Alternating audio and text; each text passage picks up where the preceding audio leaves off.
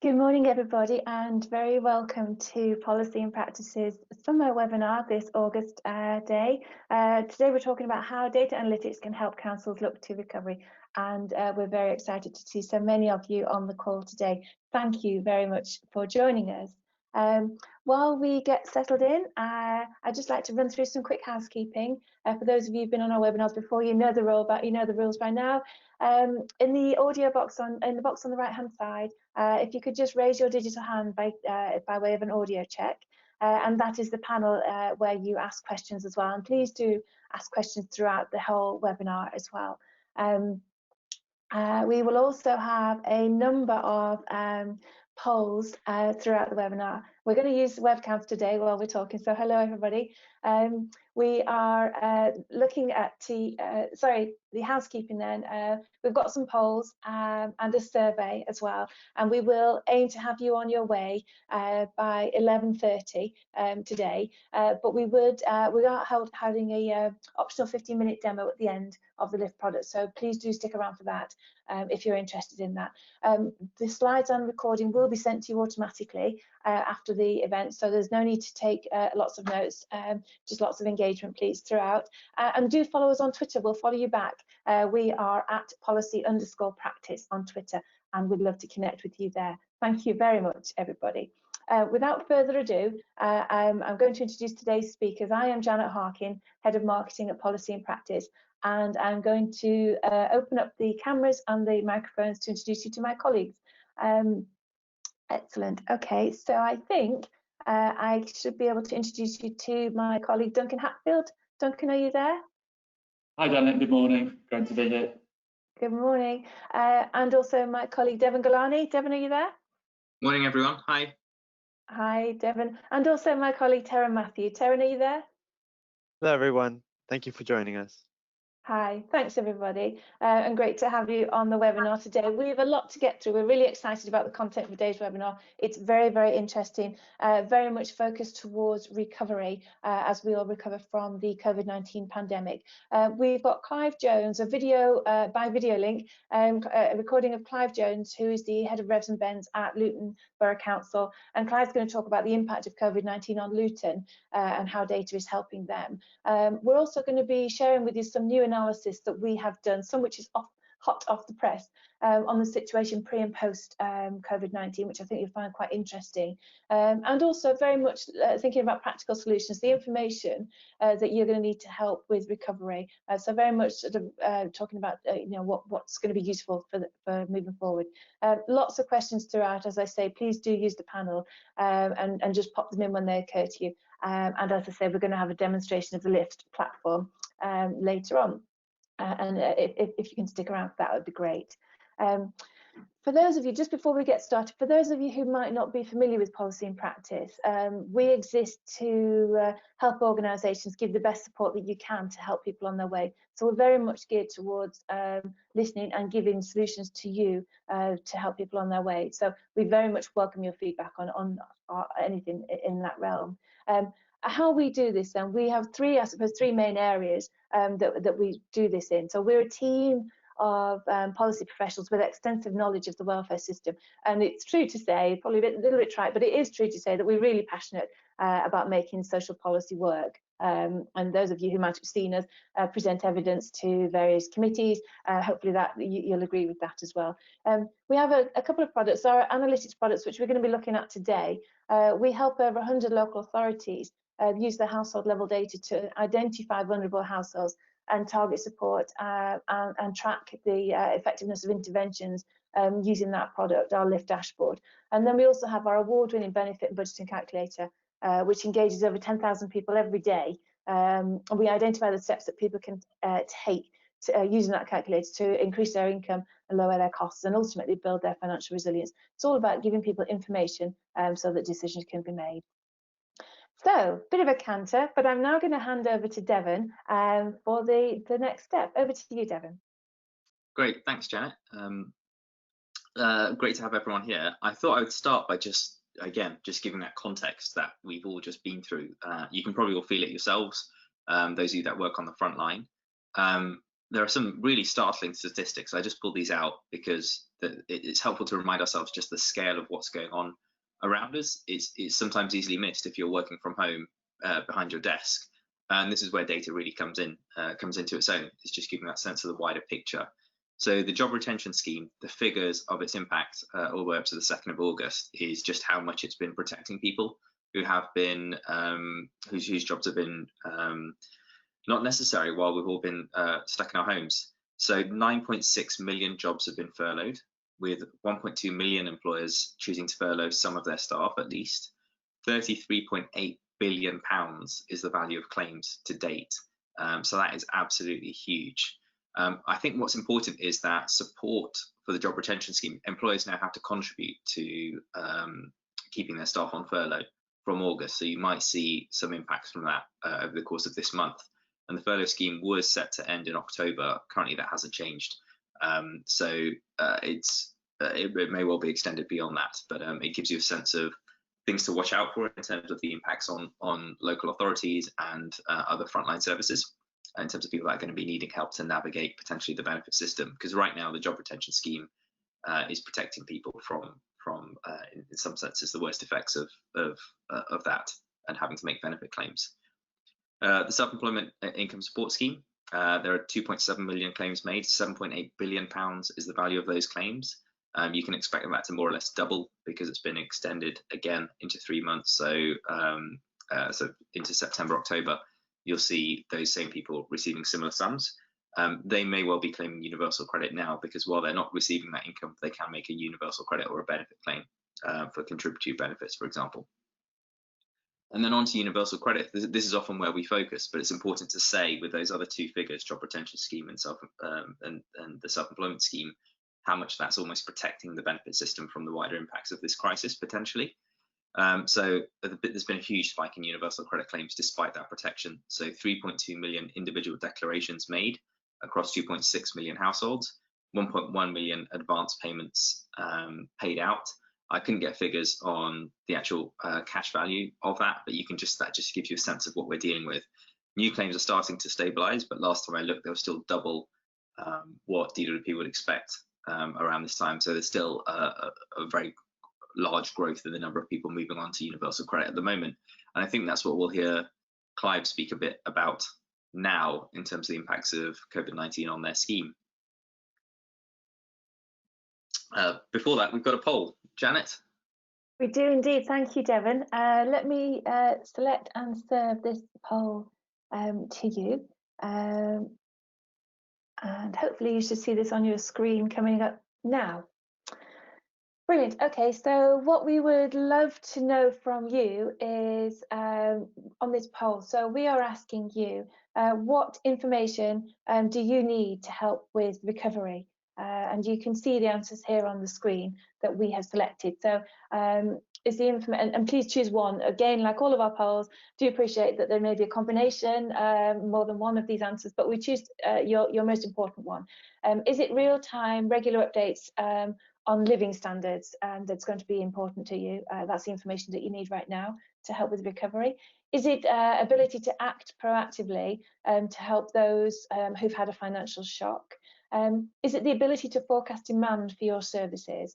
Or indeed, is it the ability to model future scenarios so that you can plan for the future? Or is it none of the above? And if that is the case, please do let us know in the chat functionality. And we will be very interested and would love to talk about that with you. Very interesting, some neck and neck responses. So please do cast your vote and let us know what you think. Excellent, very good. Thank you very much. I think most people have voted now. So let me close that poll and then share the results, which you should see on the screen. Yeah, very interesting results. Devon, what would you make of those? Well, I think this is, it's really interesting. It helps in terms of the tone of the webinar, just to know what people want to focus on.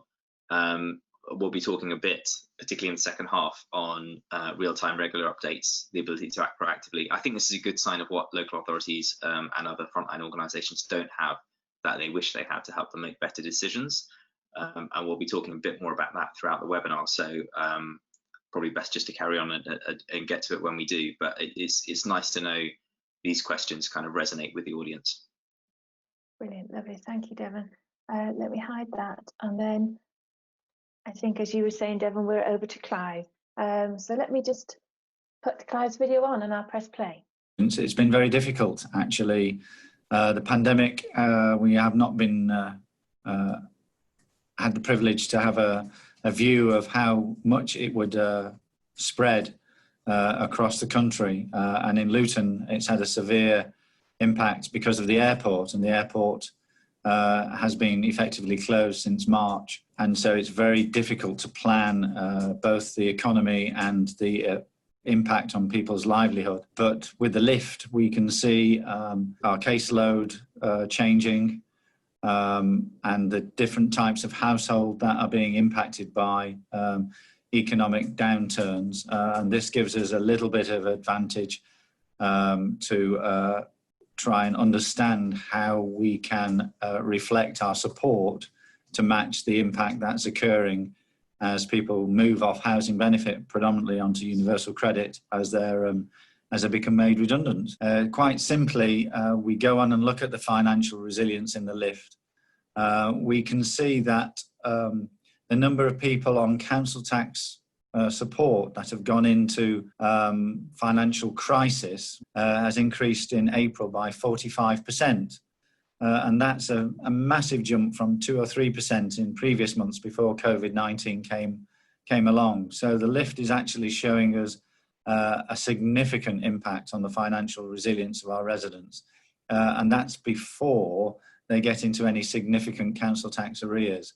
So by matching the council tax arrears data with the housing benefit data and our council tax support data, we can get a real early insight, and that enables our prevention team to call these residents proactively and offer support, whether it be skills and training or even council tax exceptional hardship, so that they don't get into paying more summons fees and more enforcement fees and more debt.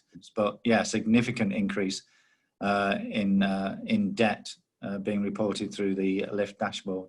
Well, it's absolutely vital because we need to see where the trends are going, both with our most vulnerable claimants in housing benefit and our council tax arrears data, and being able to see which households and what household types predominantly impacted, whether these are households with children and children living in poverty, or whether these are predominantly single or households with couples with no children. It's a significant valuable resource for us to be able not only to see the changes in patterns of households going in and out of crisis over time, but also the areas where geospatially this is happening. And if there are particular areas like our South Ward and is particularly hard hit, we can divert resources appropriately to help those communities where we can. So absolutely essential for our recovery is being able to track and monitor how people are coping.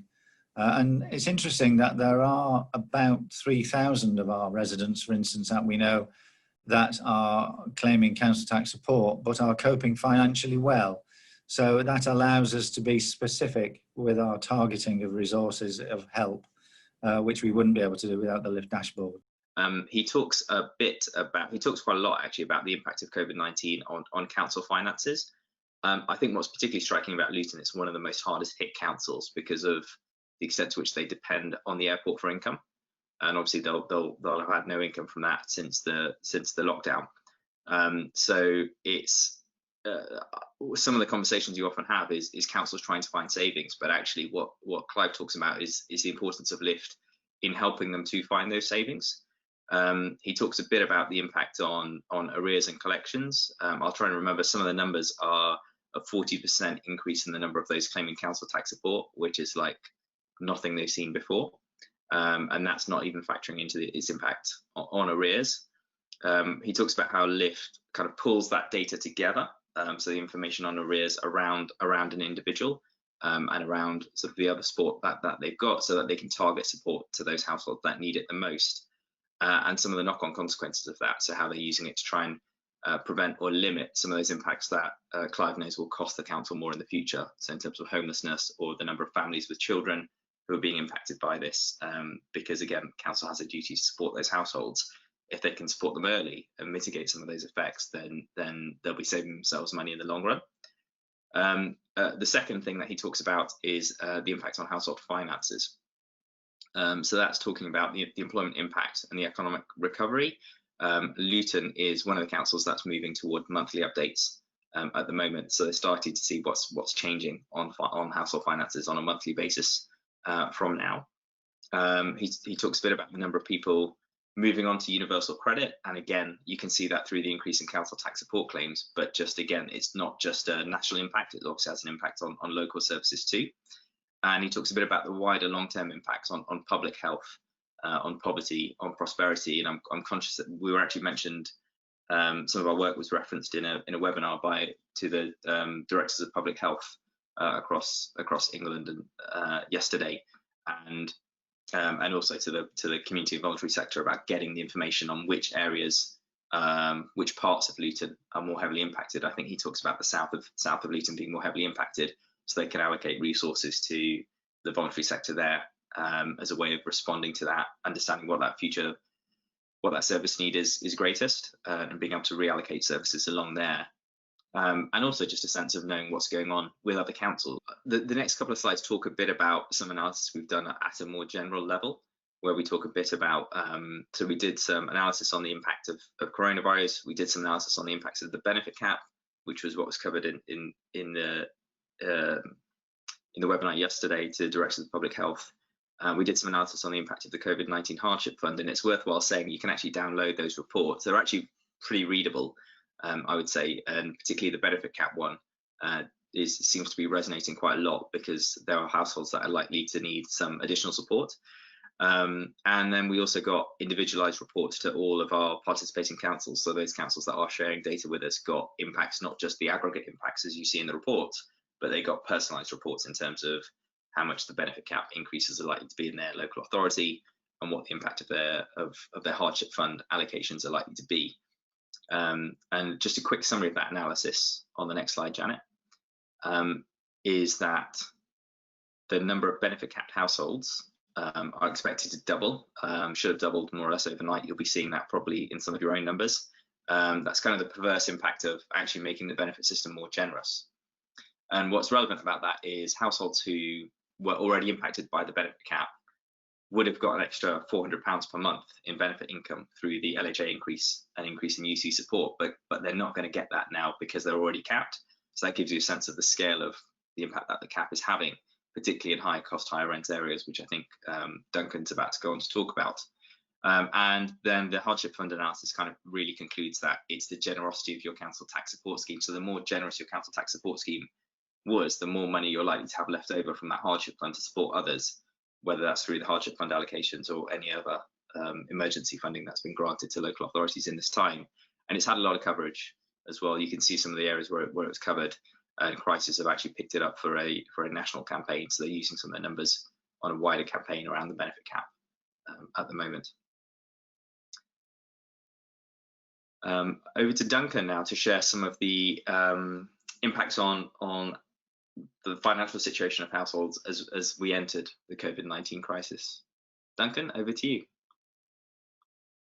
Thanks for that, Duncan. So I'm going to talk about some new analysis we're publishing in the next few weeks. It's part of a series we've been running for the past 4 years, and it's given us some really clear insights into how the living standards of low-income households have been affected by various events over those 4 years. The research focuses on London, but we think many of the findings are also applicable nationally. And I think the findings also show just how powerful analysis which uses your administrative data sets, such as housing benefit or council tax support extracts, can be.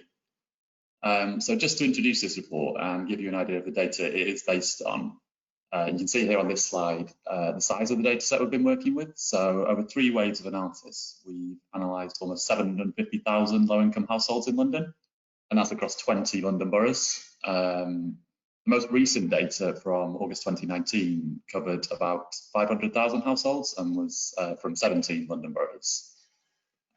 So first of all, really, just thank you to those who shared that data and enabled us to conduct what has been a really big and quite groundbreaking project with so many households included.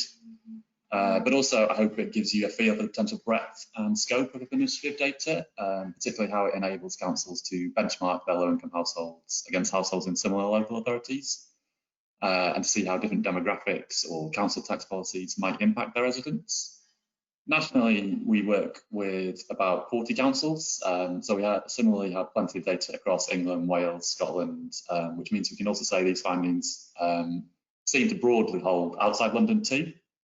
So yeah, let's move on to that research.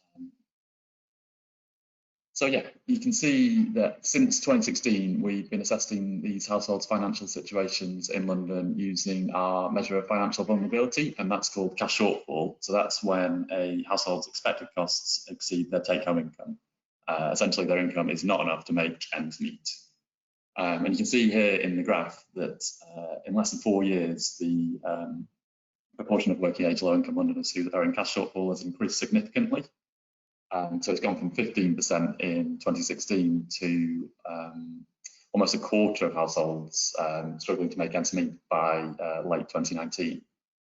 And each of the 17 boroughs who participated throughout the study saw steady increases in cash shortfall. So this declining living standards was really sort of a steady pattern across all of the boroughs in London that we've been able to look at. And yeah, if we go on to the next slide, please. So yeah, the next finding that I'll just draw out is that those who were impacted by welfare reforms tended to be faring much worse than those who weren't impacted by welfare reforms. So you can see in the graph that particularly the benefit cap, and as Devon has alluded to, it's potentially got even worse the impact with the boost to incomes. Yeah, that could have become even worse. But this data from 2019 shows that even before then, if you were impacted by the benefit cap, almost 2/3 of people impacted were likely to be facing a cash shortfall, so we're really struggling. Likewise, LHA and universal credit also quite high levels of cash shortfall if you were impacted by them. Overall, 39% of working age households who were impacted by one of these 5 welfare reforms were in cash shortfall by August 2019. Whereas if you weren't impacted by any of these 5 reforms, it was just 17% who were in cash shortfall. So you can see that people who were impacted were much more likely to be struggling to make ends meet. And if we go on to the next slide, thanks. So we also tried to look at who was particularly worst hit by, by this declining living standards over those 4 years. And we found many of the groups who were most likely to be in cash shortfall were those who were hit by more than one of those 5 welfare reforms I mentioned. So for instance, lone parents out of work were disproportionately likely to be impacted by the 2-child limit, the benefit cap, and already be receiving universal credit. And the sort of cumulative impact of that was that in 2016, they were already quite likely to be in cash shortfall. Sort of 1 in 5 were in cash shortfall. That had almost doubled by 2019, with 38% now struggling to make ends meet. And yeah, it's even sort of perhaps more worrying because recent research has shown that lone parents are among the worst hit financially by COVID-19. So potentially more people are going to be ending up in this group that were already struggling, and more people are going to be out of work and lone parents. So yeah, it could be a potential risk factor. A few other groups we identified were also families with children. Private and social renters were also people we identified as struggling over the last 4 years. And you can read more about that in the report when it comes out in the next week or so. So yeah, finally, we also then just looked at April's welfare reform, so the boost to universal credit, tax credits, and the raise in the local housing allowance. And we just modelled our data from August 2019 just to see what the impact of these changes to the welfare system would be on low-income Londoners. And as you can see, what we found was clearly a big boost to low-income Londoners' incomes, almost £100 raise in their take-home income after costs per month. And it meant that about 6% of households were no longer in cash shortfall. The thing to bear in mind here is, though, this model data doesn't yet take into account new claimants or potentially lost earnings from the crisis. So this was just with the pre-crisis cohort we looked at this. And really, that's why it's so crucial that we keep getting more data from existing London clients and also from clients across the country so we can look into how new claimants or potentially lost earnings and prices have impacted low-income Londoners and people also outside London. So if we go on to the next slide, please, Jenna. So nationally, we also tested these findings on data from a few other councils across England and found broadly similar trends. So again, there was increasing cash shortfall. The absolute levels vary between councils, but the direction in every council I looked at was trending upwards over these 4 years. Likewise, lone parents out of work were almost twice as likely to be in cash shortfall in 2019 compared to 2016. So again, we found that finding held.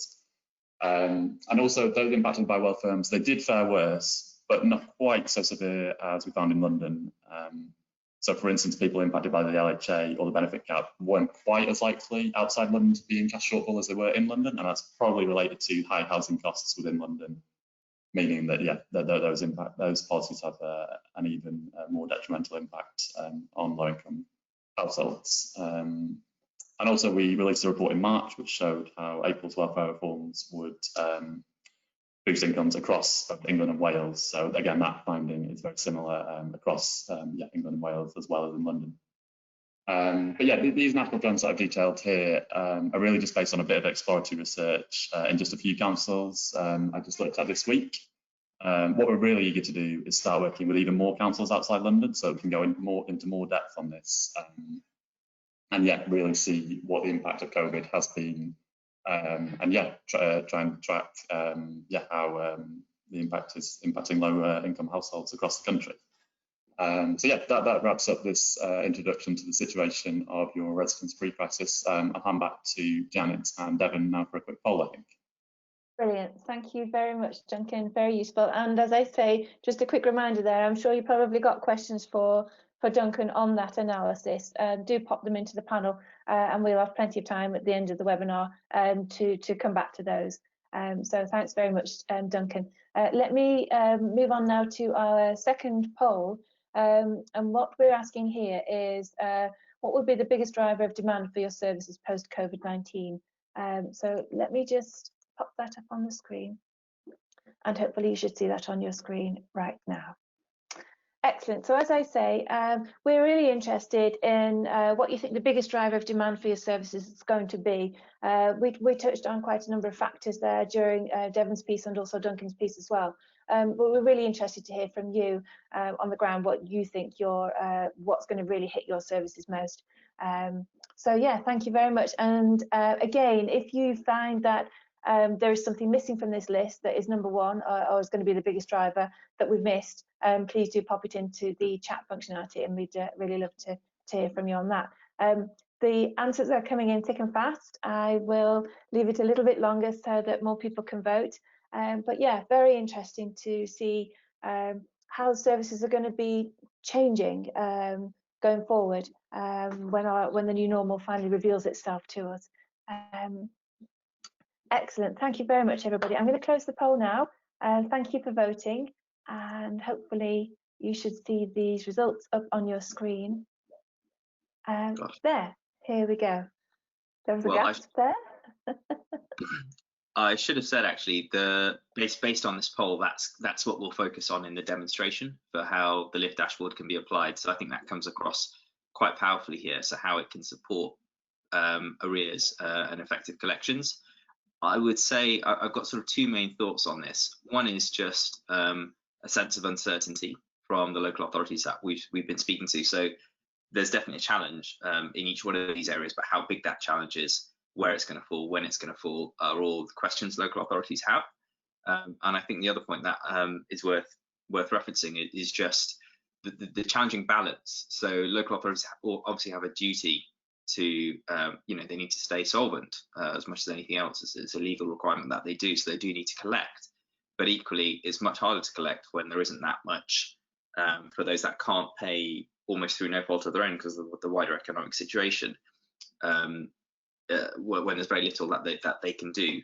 And actually, if you download on the right-hand side the Reimagine Debt case study, although it's carried out pre-COVID, it was all about identifying households who were struggling to pay early through no fault of their own and trying to provide that holistic support So trying to make sure they got access to benefits perhaps they were missing out on, access to social tariffs. And what was really powerful about that was they were able to track its effectiveness, both in terms of collections, but also wider outcomes, some of those wider knock-on consequences of poverty that people might be feeling. So I'll be talking about that a bit in the demo for those that can stay after 11:30. And then the other point about boosting financial resilience and benefit take-up definitely touches on that too. But yeah, those are probably the priorities now. They're probably all, they can't all be priorities, but it's helpful for us to have validated what local authorities are worried about and concerned about. So I'll be talking about that shortly for those that stick around for the end of the webinar. Great, lovely. Thanks, Devon. Let me hide this and go back now to our slide deck. And I think we stick with you, Devon, for this slide.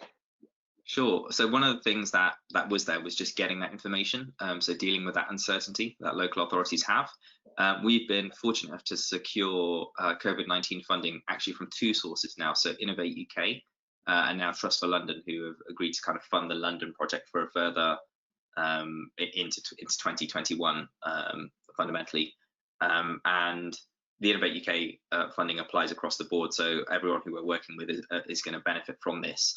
It's investment to allow us to process data on a monthly basis, on a near real-time basis, and that gives you a sense of the impact of changes in caseloads in your area compared to other areas, changes in employment patterns, the duration that households have been unemployed, the impact that lockdown's having on incomes, thanks to our analytics that sort of are layered on top of that, and really what's going on where you are versus other parts of the country.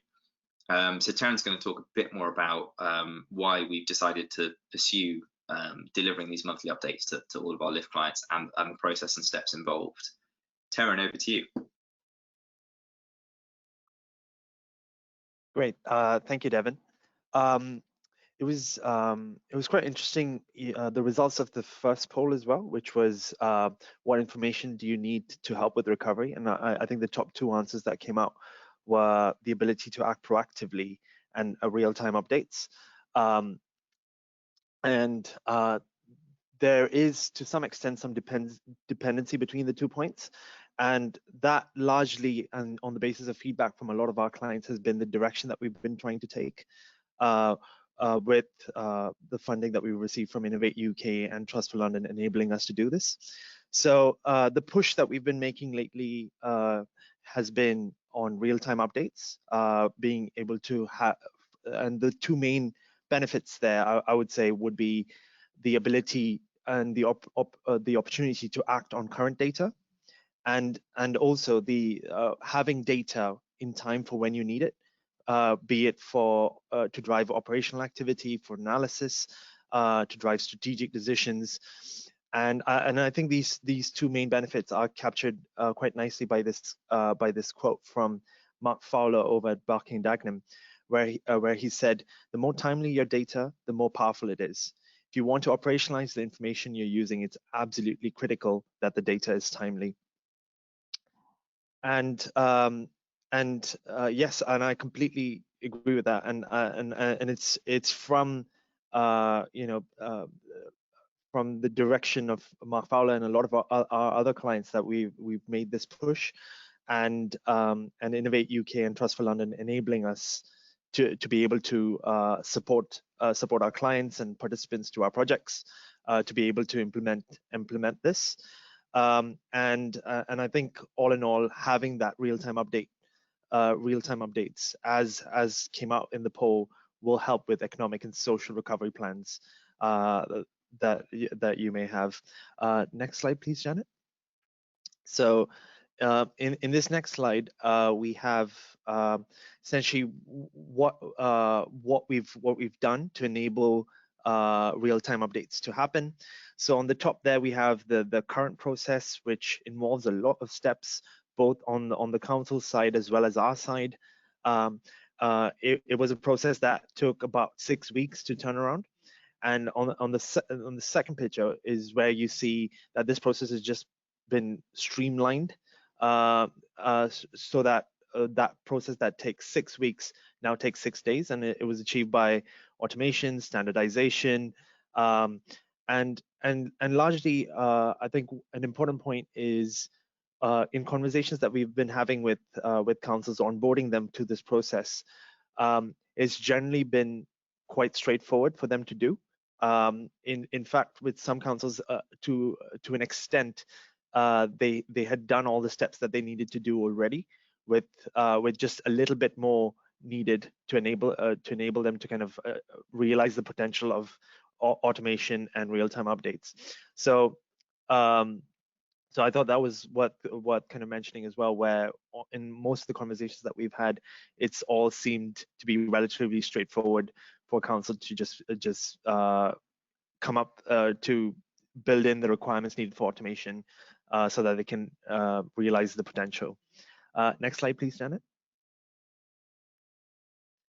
And I think this is what it helps us achieve. So with real-time analytics, what you would see is monthly updates to your lift. So for those of you that have the lift dashboard, you'd be able to have monthly updates data in time for when you need it. Monthly updates to your regional living standards index. So we currently have a public London Living Standards Index dashboard. If there is interest for something regional in your area, and we can drop a link. We can drop a link as well to that public London dashboard. But if there's interest in your area to set up a regional dashboard, do get in touch either on the chat or in the follow-up survey. This whole process of real-time updates would save time for your analysts. The whole process of extracting data, redacting data is manual and time-consuming, and the fact that we can automate and standardize those steps will save a lot of time for your analysts. Improves security of the data and its use. So as a lot of the process has been automated, it has in a way minimal hands on the data, leading to improved security. And finally, with all these real-time updates, with that monthly update to your lift, you'll have detailed analysis on new cohorts. So your pre-COVID and your post-COVID cohort, what's changed among them, and our outcome tracker to evaluate trajectories. So being able to track the effectiveness of interventions that you implement during this time, and being able to see the results in the data that comes subsequently, I think is key.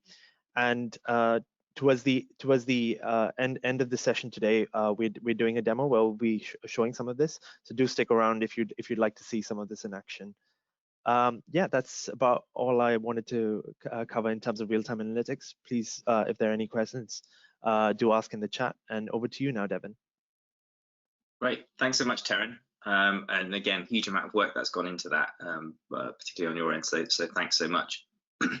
If we just move on, this next section is about answering some of those questions that have been raised. So we've done some preliminary analysis on, for example, the difference between the new cohort who are claiming benefits now versus those that perhaps were on benefits before. So I'm about to share some of that with you. It was carried out by Fabiana yesterday, so it's very preliminary, and huge thanks to her for doing that kind of late yesterday afternoon and into the evening. And it's great to be able to share that with you today. The other sort of changes that I'll be talking a bit about, some of these we'll cover off in the demonstration. So the first one is, will the emergency benefit changes be retained? So we're now modelling 2 scenarios into 2021, one where the benefit changes the Chancellor introduced to increase the LHA, increase the benefit cap, have been retained, and one where they haven't. So you're kind of looking at a best case and a worst case scenario. The next question that we're often asked is what's going to happen to caseloads? So how do we factor in differences in caseloads? And we're introducing the ability to vary those caseloads. So you can kind of say, actually, based on the furlough scheme ending, this is what we imagine might happen to your caseload. So we can give you an indication of what that is. But if you want to sort of flex that up or down, we can just, that can be adjusted using a slider, and that gives you a sense of the sensitivity of poverty, living standards, and the knock-on impact on your services if you want to vary that sort of caseload slider. So it gives you the kind of information that I think I imagine a lot of local authorities are crying out for to be able to plan for the future. I'm about to share with you some analysis on the new cohort. It is very preliminary, and I think it is going to vary quite a bit from local authority to local authority as well. But this is just some high level analysis. But a lot of local authorities do want to know what's different about this new cohort, and really support them to stay resilient and get back into work as soon as possible. And then what's happening is poverty and people's ability to pay. So we're introducing some new measures of poverty. We've had a lot of queries, particularly around food poverty and people's general ability to kind of make ends meet, which I'll be talking a bit about in the coming slides. So Janet, if you move on. So this is the analysis kind of pre and post-COVID. You can see the yellow bars are what was happening post-COVID. The blue bars show what's happening in the pre-COVID cohort. So what it was like before is blue, what it's like now is red. You can see, I suppose the big takeaway here is that post-COVID claimants are less likely to be disabled, which sort of makes sense because disability is a bigger barrier to the labour market. Another thing that I thought was interesting when I did this analysis was it's very easy, I think, for people to think about there actually isn't much difference elsewhere. So, you know, whereas lone parents tend to be, you know, lone parents tend to be seen as a group on benefits. I think what this shows you in terms of the number of people moving on to claim universal credit and benefits, you know, a similar proportion of those new claimants are also lone parents. It just says actually how much the benefit system is reflective of the wider labour market at the lower end in particular. So you're seeing actually a very similar demographic with the exception of disability, whereas it's capturing more, the benefit systems now supporting more proportionally less disabled people are coming onto it. Is affecting everyone, I guess, is what I would take away from that. The next slide, this shows some very stark differences, but I think the thing to take away is that there's been a big jump in universal credit claims and council tax support claims, and actually it's quite tricky for us, particularly in the very preliminary analysis we did, to identify for those on universal credit what tenure they're in. There's actually quite a lot of work that we're doing to infer tenure from the data that we've got on universal credit claimants. So this number will improve considerably as we give ourselves more time to do the analysis. But you know, beyond that, you can see big drops in council tenants, big drops in private tenants post-COVID. But I think a lot of that will be made up by once we understand the tenure of those on universal credit. So we're doing some really clever work to squeeze as much value out of your universal credit data as possible. And councils that want to be a part of that process should definitely have a conversation with us. I'd love to. I think you'll be able to book a chat in with me if you want to in the follow-up email. If you want to move on, Janet. And then the other big takeaway is that the post-COVID cohort are less likely to be working. There's some low-income in-work claimants in the pre-COVID cohort, a greater proportion. But those that are, I mean, that sort of makes sense. If you've lost your job, you're more likely to claim universal credit versus if you manage to retain it. A couple of points here. I think one, the extent to which the furlough scheme is protecting this number.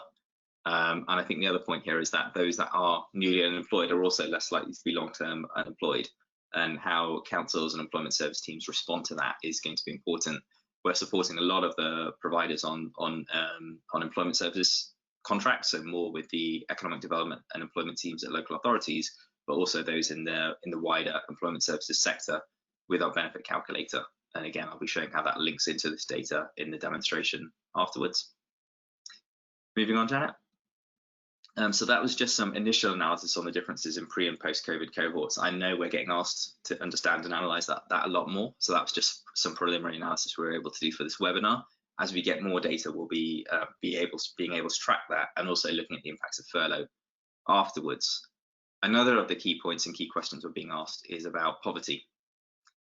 So Duncan shared with you some analysis really using financial resilience as the key metric. So looking at income, less outgoings, those that we know about and those that we can estimate, to see how many households are going to be struggling to make ends meet, and shared with you some of those findings. That's a really powerful measure that I think just because it gives you a sense of who's struggling really straight off the bat. A couple of other areas we've been being asked about is food poverty, fuel poverty, water poverty. Who do we need to get this extra support to from the welfare support teams? And we're doing a couple of extra bits of analysis there. So food poverty, households with income after priority costs who have income less than the minimum income standard for food expenditure. Gives you an indicator for that. Again, these are things that we'll be refining based on feedback, making sure the indicators are useful and relevant to you. We're starting with what the best appropriate national measure is here. Fuel poverty, households that would fall below the relative poverty line if faced with fuel expenditure at the UK median level. So if they had to pay, once they pay for that fuel, does that push them below the relative poverty line? And we might sort of play around with that and look at kind of percentage of income after outgoings as well, like we're doing for water poverty. So households with estimated water and sewage costs that are more than 3% of their income after housing and household costs. So after priority costs. And the only other thing I'd sort of say to that is it's not just about the poverty metric, it's also about what you can do about it. So with food poverty, you can kind of target food vouchers or food support to those households, and our analytics identifies eligibility for that too. For water poverty, we can identify eligibility for social tariffs, and the same goes for fuel poverty, so warm home discount, other energy schemes that are out there, whether or not households can benefit from that. And there's a huge amount of energy and expenditure that goes on trying to identify households that might benefit from these schemes, and the analytics we're providing can really take a lot of that effort out if you can do that cross-departmental work to for whoever's contacting that household to also raise awareness of these other schemes too, whether by letter or in person. And I think the next slide talks a bit about the Social Metrics Commission measure, which is, I think the slides on this have disappeared. The information on this has disappeared, but they launched a new report today on the impact of poverty in COVID-19. Essentially, the Social Metrics Commission looks at a measure of poverty that is income less priority costs, so less housing, childcare, other costs that need to be taken into account. It takes into account savings and outgoings. Another thing it does is look at the depth and persistence of poverty, and that's a really powerful measure, I think, for we're able to look at that as well, because you can look at the longitudinal over a long period of time, how many households have been in poverty for that period, and you can look at the differences between those that have been stuck and those that are newly impacted by poverty, and stop those new claimants from getting stuck too. So those measures, I think, are really important. The analysis on this slide, which again we can share with you or I'll tweet out afterwards, has a summary of their report today, which just looks at which groups have been most heavily hit after COVID. So again, I can't remember all the numbers off the top of my head, just because the report was launched this morning. But I'm one of the commissioners on the Social Metrics Commission, so we've been working pretty hard on that analysis, and it's definitely worth a look at. Give you some more indicators of which households are likely to be more heavily impacted. Janet, if you want to move on. Yeah, again, sorry not to have included those slides. I thought I slotted them in. Janet, over to you for a quick Q&A. And again, let me just apologise at the outset for the issues with the video and the Social Metrics Commission slide. I think Janet's posted a link to that now. Yeah, certainly. Yeah, you can see that there on the in the chat on the right-hand side, and all of this stuff will be in the follow-up as well. Yeah, so in terms of questions, the question, I suppose, is there something here around the need? Somebody's asking here about something about the real-time regular updates for the data automation that you were talking about earlier. Is it for real-time? Is it just for local authorities? What kind of data are we talking about that's covered in that? I suppose the question is around the data sets that are used. Perhaps, Devon, you could talk a little bit about that, or perhaps Taryn. Yeah, sure. It'd be helpful to know who asked it. So whether it's someone from the voluntary sector, housing association, or others. We have helped local authorities to share some of this data in their work with partners. And we have worked with other data sets from others, but the data sets that we're best at, that I think are most robust at looking at this, come from local authorities. And the question is, who do local authorities share that with, make that available to? Where does that make sense? Where is it allowed? And again, we're very close to the governance of how that data is managed. We definitely work with other data sets too. So we're about to launch in the next month or so, two fairly major updates. So one is including the index of multiple deprivation into LIFT, and there'll be parts of that that are made publicly available. So those of you that are on this webinar will be able to see how your borough is impacted. And I think it's just presented really well, so giving you a sense of that.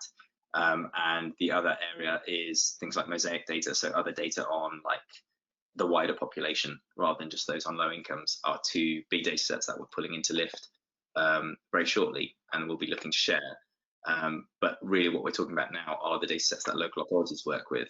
For those that think that isn't relevant to them, I would say just two things. One is it's about the relationship with the local authority and how they share that information with you. And two, also it's about how you can also carry out this analysis face-to-face when you're talking to someone. So if you look at the benefit and budgeting calculator, which again I'll show a very short link to in the demo, how that can be used to carry out the same analysis while you're speaking to someone. So these updates can actually be there live and in person almost. Great, Devon, thank you. Somebody has come back on that, and I think that the talk is around using HMRC data and perhaps some of that data being missing or incorrect, and it's being recorded as higher than the employee has received. So I think there's a question there. There's a whole point there around, I suppose, the validity of the data and what happens. Is there something that you would talk about there in terms of particularly HMRC, but also about the robustness of the data? Yeah, I mean, I'll reflect on it. I think the wider challenges there are on universal credit and its accuracy and its assessment. So there's a bigger challenge there for the DWP in if that data is incorrect, what are they doing to rectify that? I've done some work with the Legal Education Foundation on people's ability or inability to challenge that information. You know, if it's there in RTI, even if you bring in pay slips that show something different, the DWP will take the RTI as gospel, and that's partly impacted by scale.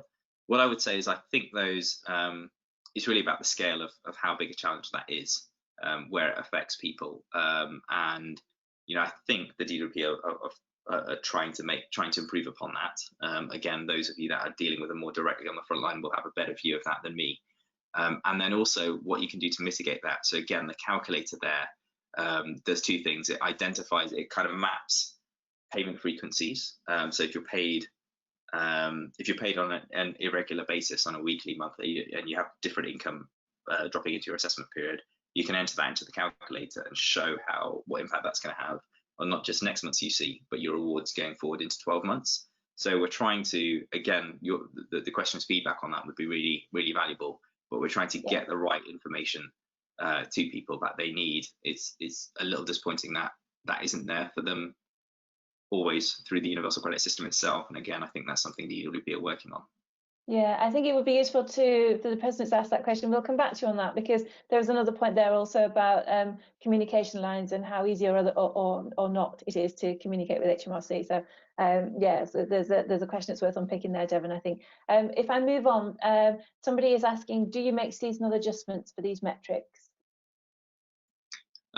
We can compare, well, we tend to compare to the previous month. That's what local authorities tend to be most interested in. We can compare to the period 12 months behind. Taryn, I'm not sure if you want to say any more about that. Yeah, Janet, if you could repeat that question again. I was not sure if yes, there was another angle to it. Yes, Taryn. So this caller is asking, this person's asking, do you make seasonal adjustments for these metrics? Right. So like Devon said, we can definitely do longitudinal comparisons because we have time-based data. But what I suspect that answer potentially does include as well is do estimates that we use or costs that we use vary seasonally, and do we update it on that basis potentially? And so we go by ONS estimates, OBR estimates that are updated every year. We're doing additional work on that to improve the kind of as some of them are national estimates, to improve the fact that we can make it more regional depending on where we're applying the analysis. So these metrics do update. I believe in a post-COVID situation, there is potentially a lag between those numbers being updated, and that's something we're also looking at in our future modeling scenarios, where we can use the best available numbers in our modeling. Yeah, actually, I think one of the biggest challenges for local authorities that we found, and one of the reasons why I think that the Innovate UK bid was successful, is that local authorities are quite used to using these survey data sets and these kind of things like index of multiple deprivation. One of the reasons we didn't focus on pushing that is because it's old. You know, the data's pre-COVID, and we won't see the analysis after that for a few months yet. So that's one of the reasons why I think monthly updates are so important to local authorities. And they're recognising that now. And as Taryn said, which I didn't sort of spend too much time on, but we are modelling those outcomes far into the future too. So just that ability to kind of plan and look at those scenarios is important as well. Certainly from the local authorities we're speaking to are finding that useful. Brilliant, thank you, Devon and Taryn. I have a question here. Somebody is asking about the something from the earlier in the presentation. I think you touched on, Devon. It might have been Duncan. Did the London analysis look at how CTRS local schemes are affected by poverty? How should local authorities balance support for households through council tax support and restricted council budgets to support residents? I mean, that is a great question. It's a great plug for our next webinar, which is basically on exactly that topic. So we're looking at our council tax support schemes viable, and that will be the webinar for September. We'll be presenting analysis that we've done for the Welsh Government on the impact on individual households of schemes, but I think the other bit of analysis we'll be taking into account there so we're doing some work for a couple of local authorities now on the impact of differing caseloads and its impact on the affordability or otherwise of their council tax support scheme. And actually this ties into the question about seasonal variations, is that in those schemes, in that analysis, we're not just looking at the impact of the council tax support scheme or just varying caseloads as well. We're also looking at things like what proportion of your local economy has jobs in highly affected sectors, and then looking at, well, actually, will that have a bigger impact on caseload or not? So we're trying to take into account as much information as we can that can be standardized and applying it to all of the local authorities that we're working with. But I think it's too big a question for me to try and answer now, so I'll save it for the next webinar. Stick around for the next webinar. Perfect. I'm conscious of time and I've got two more questions I'd like to ask because I think they're quite important. So I'm going to mold one together, but essentially somebody is asking, it's to do with, is LIFT only for local authorities? And then somebody else is asking, how scalable is this for county councils who don't have access to council tax support or HB data? So is there something there about who can use LIFT? Great questions. So we've had a number of calls and conversations with organisations outside of local authorities that want to make use of LIFT. There are certainly some of the councils that we're talking to who perhaps fund the voluntary sector and want the voluntary sector to be able to act on the data within LIFT. It's really important just to acknowledge that the data is the local authorities. They're the data controller. We're a data processor for them. So it depends on your ability to work effectively with that local authority. And for that question on county councils, I think it's a brilliant opportunity to bring, and we're doing this right now. Actually, we're in sort of detailed conversations with at least two non-unitary, sort of two-tier council areas, where we're looking to bring the benefits data up to be shared with adult social care or children's social care data. And what's really powerful about that is the local authority, is the county council can put some funding toward it, but also benefits by getting access to the data, while the local authority benefits by getting themselves benchmarked regionally. So you don't just get, when we do that for a regional, as we've done for London, you're not just looking at the impact on your district, which in itself can be useful for operational support, but you can kind of compare your district versus your neighbouring districts, which I think gives you a bit more context. And again, it's not so, again, because we work with councils all over the place, we do benchmarking. But you know, if you're kind of Maidstone, a comparison to Newcastle City Council when perhaps isn't as relevant as Medway, for example. It's an interesting point, because I know on the last webinar where we had Sue McCarran from Citizens Advice Wirral, and she was very much talking about using the calculator, but also about how she really wanted to work closely with Wirral County Council to to get lift, because she was talking about how she could really use those insights for the work that she was doing as well. So yeah, it's not just for councils, I suppose. I just have one, if I could finish on this question before we move on to next steps, and then ask people if they want to stay on for the demo. Just to finish up and land this point, I suppose, but somebody's asking here, which households will be most vulnerable in 2021, and how will this impact council finance, and what actions can we do to mitigate? So it's everything all in one question there. But I suppose it's a good opportunity just to summarise some of what we've talked about. Yeah, again, I think we just have to be careful. I think the question's almost too big. So we'll be doing some proper national analysis using our data on that once we've been able to scale our modelling across all of the authorities that we work with. What I would say is, you know, if I were to say it's disabled people or lone parents or families with children, you know, I wouldn't want people going away from that thinking, well, that's the group we need to support, because it's so complex.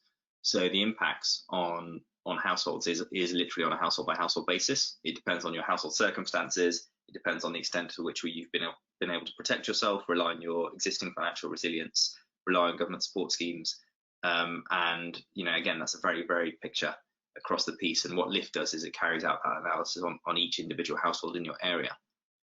If I'm forced into an answer, I think one thing that I've picked up is we're getting a lot of local authorities who are just very worried about the wave yet to come, and they're right to be. But in a sense, that wave yet to come, the ones that you want to be most worried about, will manifest itself within LIFT, within that LIFT data, because those that don't are obviously finding some other route to protect themselves. They've got savings, they've got support from elsewhere, they've been able to stay in work sufficiently to meet their outgoings. Again, I don't want to be too blasé about that group. They're going to need support as well, and I think local authorities are responding to that. But the ones that are going to need your help the most are the ones that sort of end up claiming council tax support, moving on to universal credit, and those that want to discuss that with us, I'd love to sort of take that forward. Brilliant. Lovely. Thank you, Devon. I'm going to leave it there. And if we haven't answered your question in this section, please do stick around, because I will ask Devon more questions as we go through the demo.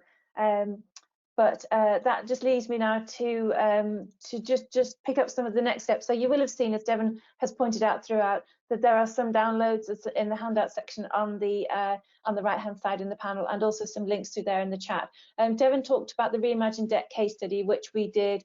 It's a Cabinet Office programme that we worked with Newcastle City Council and Barking and Dagenham as well. And so do have a look at that. It's really interesting, some very interesting results that can be used elsewhere. No reason why not. There's a blog post there that talks about the data insights and the Innovate UK funding that we've really pleased to receive. So do read a bit more about that. The hardship fund analysis and the benefit gap analysis, the links are there as well. And as Devon mentioned, we've got 2 webinars lined up for you. September's webinar is about how viable is your council tax support scheme going to be in the future. And also then in October, how can you predict the demand for your customer facing services up to April 2021? So big meaty topics. So that just leaves me to do our last poll, which is basically just asking you if you can stay for our demo. We would love to have you. Hopefully you can see that on the screen here. Now, I know that Devon, I'm going to change the presentation mechanics over. Hopefully we won't have a third IT gremlin today. Yeah, if you could say that would be fantastic. And depending what we've talked about during the webinar today and the results of those polls, depends what Devon is going to focus on during this demo. So yeah, that's what we'll do. Brilliant. Thank you very much, everybody. I think we've got quite a sizable number that are going to stick around, so that's fantastic. Thank you very much. If you do leave us right now, please do look out for the follow-up email, and there's an ability there to sign up for the next webinars in that follow-up email, as well as the recordings as well. So that's fantastic. Thank you very much.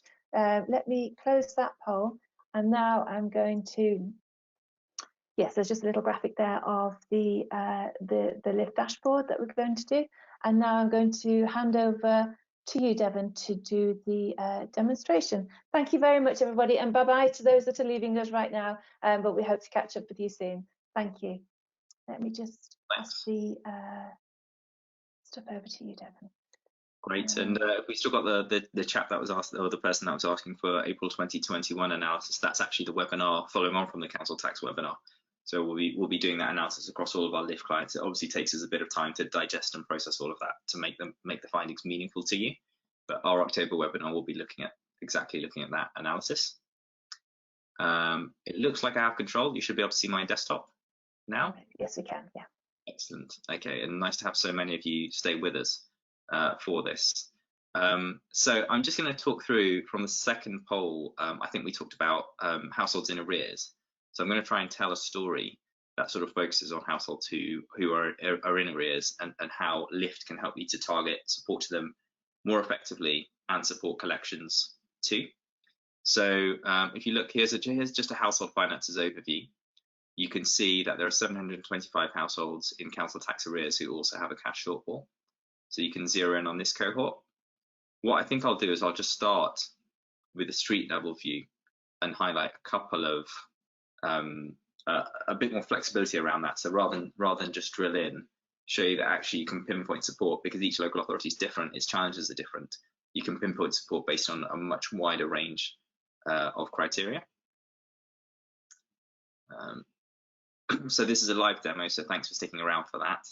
It's just picking that up from the database now.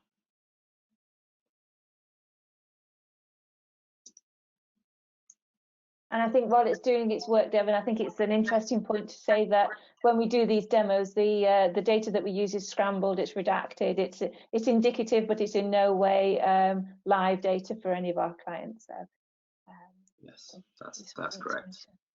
And I've just hit refresh because I think having to switch across it, that's probably the driver of what's happening. So I'm going to try to go from that into the street level view again.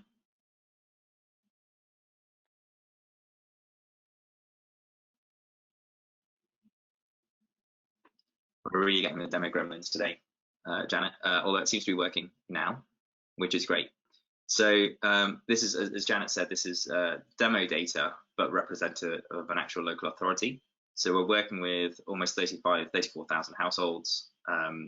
This is representative of Croydon, who let us use this demo data set for those purposes.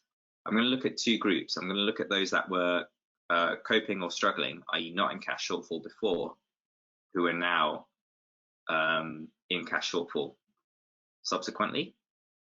So this is kind of financial resilience now, this is financial resilience in the future. And some of the modeling that we're introducing at the moment, although we haven't pushed it into this demo data set, is looking at that data into 2021 with two scenarios. You'll have 2021A, best case, 2021B, worst case, if you were to work with us on LIFT. Now let's look at how many of those households are in council tax arrears. And again, that should bring that number down.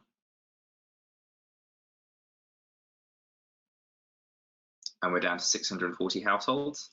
You can actually look at those that are also in rent arrears or have housing benefit overpayment. So you're trying to pull together, again, this single view of debt, which LIFT does for you. And again, updates that single view on a monthly basis, or however frequently you're getting data to us.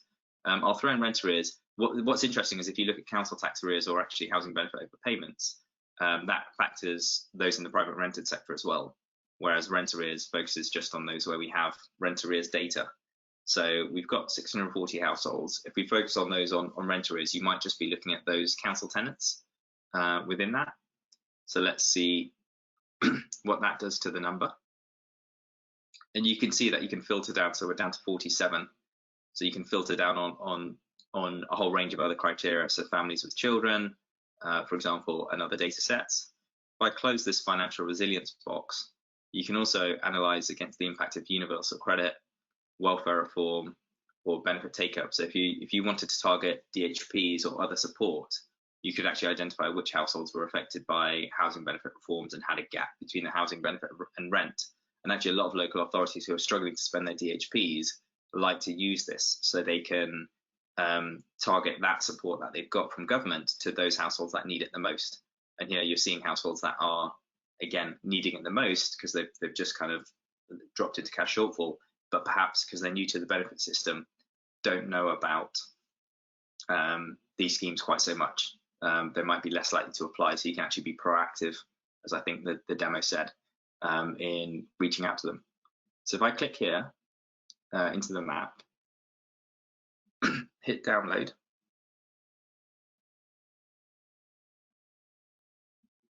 then I can just click download, cross tab, and open up a file.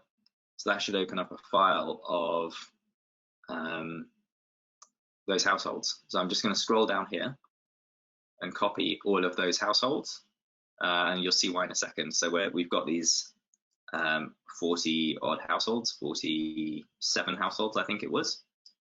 And I'm going to try and show what happens if you switch to the outcome tracker and the household journey screen. So the outcome tracker, again, is how we track households longitudinally.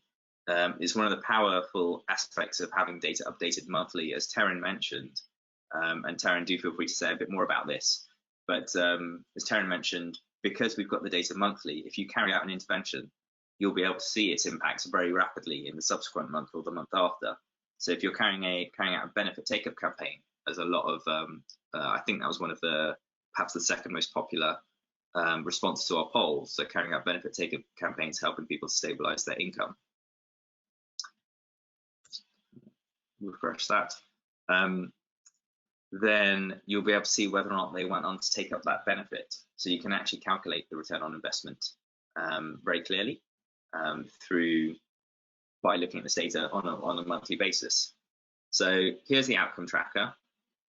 We're comparing at 2 different points in time. So right now we're comparing from April 2019 to July 2019. Again, this is a demo data set for all of our LIFT clients. This is already reflecting the changes in the pre and the post-COVID cohort. Unfortunately, we didn't get a chance to update our demo data set to reflect that. But you can see that between that time period, there was a fall in the number of households owing significant arrears. There was a fall in take-home income. There was so some of these indicators are positive, some are negative. If I paste those 47 odd households into here, you'll be able to see the impact on that particular cohort. So if you wanted to intervene on those 47 households, you can see their situation and how that differs from the wider cohort. And one of the things we did for the Reimagine Debt project, so we're down to 47 households, right? And you can see that actually their take-home income fell by a little bit more for these 47 households than in the wider cohort. And what we did in the Reimagine Debt project is compare these 47 households to a wider cohort of similar households who had similar statistics like this, and track the journey of the treatment group, the 47 that were intervened with a debt intervention, and the 150 or so that were similar households but didn't get that kind of intervention. So you can see whether or not, and actually this is really relevant post-COVID, because one of the things you'll be doing is you'll have support teams trying to help people, but actually perhaps overall your numbers are still getting worse. So to show impact, you need to show that those that receive that support are getting worse slower, or perhaps improving, but relative to the wider number. So that's kind of what you're doing now. So we're down to these 47 households. I think another thing that's really powerful about this tracking capability is that you can track individual households. So if I click into the household journey screen here, I can actually click into any one of these. All 47 households have been loaded into this screen. So I'm just picking one at random. And you can see actually, it's quite an interesting household. So this is a single pension age household. They've got income, their outgoings are greater than their income. They actually had a drop in income. And then their arrears went up.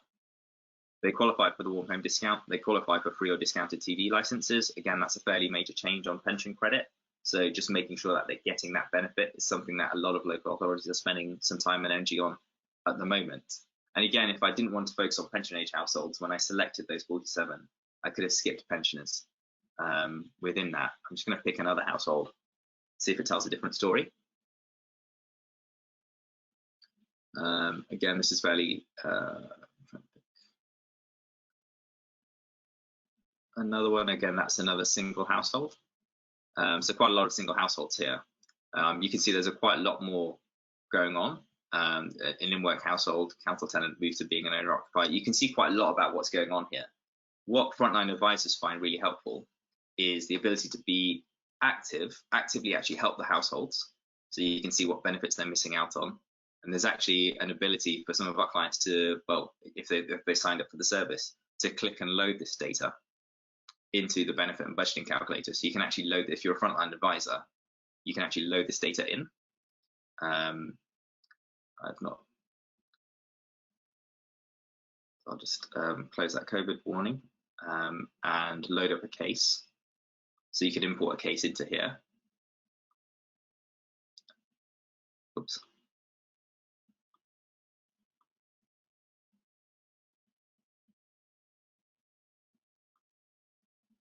I'll just open up a case here. So let's open up this case. We'll load it. And for those of you that were asking, so a lot of the analytics that are within Lift are also carried out here. So this is Lucy. She's single. She lives in Milton Keynes. You can check that data once you've loaded it up from Lift as to whether or not that's still accurate and valid if you were to come in and see this. Or you could just focus on those results. You can see that she's eligible for universal credit. She can apply for it. She can apply for child benefit. She can apply for PIP DLA. So if she's not doing any of these things, you can do that here. And you can also see, again, as you saw benefits that they were missing out on, you could explain to her she's missing out on possibly Help to Save if she's still got some savings. She could get help with her water costs, and we're doing a lot of work with water and utility companies now to include their social tariffs in this. So you can actually take actions right now. So for those of you that were asking about whether or not Lift's relevant to you, perhaps the benefit calculator might be a better place for you to start. And if local authorities give you access, if you enter the right reference number, you could potentially save time and load up the data directly into the calculator. And it also lets you look at other different things. So if given people's situations are changing, if you kind of change their wages, if they've seen a drop in wages, what impact is that having? They'll be worse off by £176.35, taking into account the support available through the benefit system. And that just gives you a sense of some of the flexibility around it. And it's probably a good point now, Janet, rather than just to carry on through the demo, see if there's anything Taryn wants to add, or are there any questions of that people might want to see. In the meantime, I'll flip back to the outcome tracker screen. Taryn, is there anything you wanted to add to this? Yeah, I think Devin, you'd explained on the outcome tracker screen how councils have been using this to track their interventions. So it's also been used to track things like benefits take-up campaigns. So a lot of clients that we work with have, in the past few months, run pension credit campaigns. And after a couple of months, they just plug that data back in here and have a look at how that has improved the income for their cohort, or how it has not, and any learnings that they can take away from that. Yeah, I think that's good to share. And yeah, actually, pension credit is an area where we can be incredibly precise, actually, in terms of who's missing out. And again, it's just much more effective than wider mail shots that just go to everyone. We're helping Greenwich out with one of these campaigns actually just earlier on this week, and it's really powerful. There's actually a case study of how many households go on to take up following on from those campaigns, depending on how you run them. I think it's on Haringey, which again, Janet, you're welcome to post a link to that in the chat if people want to see that and see the effectiveness of take-up campaigns. Again, this stuff's really important now. We talked about arrears, we talked about benefit take-up in that second poll. So if you want to see the impact we were having on that before the crisis, you can see that in those two case studies. But I would argue, and I'd love to get people's questions on this, it's even more important to do that now, because one, there's many more people in need. Two, council finances are very stretched. So if you can get support from central government funding to households that are in your area, then that's going to be really powerful. And I'm sure there was a third, but we'll pick that up in the questions. Janet, is there anything that's popped up in the Q&A?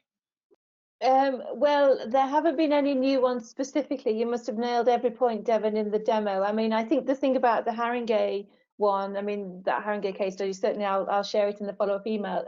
They've been nominated for an MJ award and also for a SIPFA award for that particular work. So we've got fingers well and truly crossed for them. And I think, Taryn, the point about the pension credit campaign is a very interesting one, because of course, you know, I suppose we're seeing right now in August, pensioners that are not receiving pension credit are now having to pay for their TV license. And I know that some of our clients did work a few months ago in preparation for this to try and boost pension credit take up, so that their pensioners didn't have to pay the license fee. So it's very interesting that, I suppose, at the heart and the root of all of this is the data analysis, and you know, we're demonstrating what you can do with it and what some of our clients are doing with it. So very interesting. I'm conscious of time now. I did say that we would be 15 minutes, and we're now at 10 to.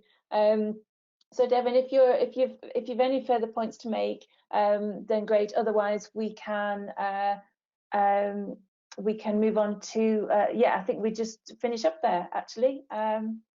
No, I think very happy to take questions, but if there aren't any, all I would reference people to are those case studies, which I think probably, while you can see the product in action and the service in action through this demo, I think Lift does the case studies do a really good write-up of the impact that then went on to have in those local authorities, so Harrogate and also Barking and Dagenham and Newcastle, and return on investment levels were sort of 25 times the cost invested in these campaigns when they're run through Lift, and I think that was at the lower end, so 25 to 35 times the cost of the campaign in on that arrears and collections approach. And sorry, the only other point I would say is actually talking to local authorities. They're putting a lot of effort and energy to try and understand this stuff themselves. And when you think about the energy that some local authorities are putting into trying to get the single view of debt themselves, certainly they want to build those capabilities, and you know, we would be wholly supportive of that.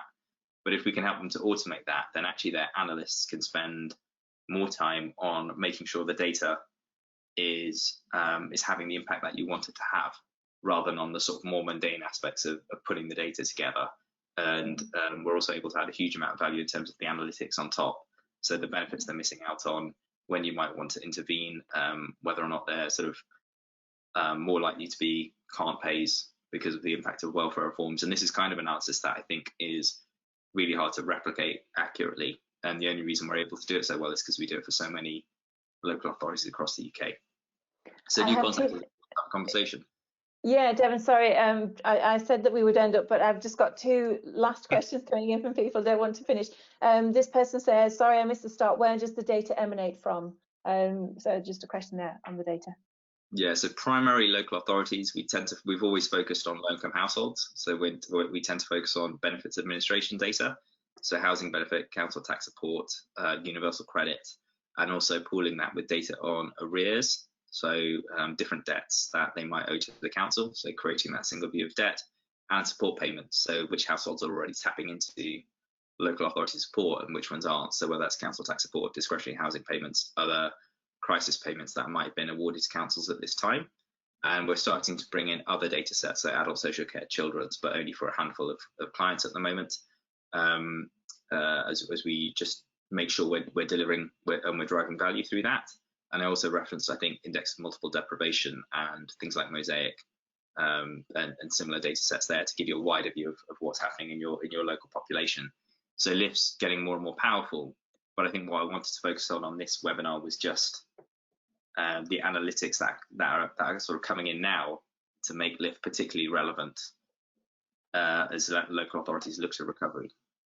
And Devin, I have this, make this the last and final question. It's from a large housing provider who is picking up on your points about the calculator, and it says, if we have the calculator and get agreement from the customer, can you provide a list of Lift using local authorities so we could approach them to see if they would share the reference numbers for the calculations? Yes, we can. We definitely can. And actually, we've had housing associations almost effectively fund the procurement of Lift for the local authority, because this data is so valuable in terms of preventing those rent arrears and ensuring their residents have the support and income that they need to maximise that. The only other thing I would say, there's a good case study with Guinness Housing Association.